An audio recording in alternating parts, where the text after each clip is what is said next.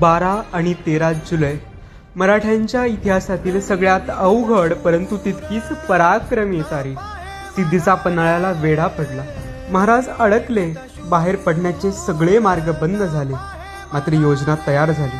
महाराज बाहेर पडले, पण यात हुबेहूब महाराज दिसणारा शिवा काशीत पडला. तरीही मराठे विशाळगडाकडे कूच करत होते. महाराज आणि साथीदार गोडखिंडीत पोहोचले, पण शत्रू अगदी हाकेच्या अंतरावर येऊन ठेपला होता. आता पर्याय एकच होता, त्या 10,000 गनिमांशी झुंज देणे. आणि झुंज दिली. बाजीच्या सांगण्यावरून महाराज निघाले, पण याच खिंडीत अवघे 300 ते 600 मावळे लढले. रक्ताच्या शेवटच्या थेंबापर्यंत लढले.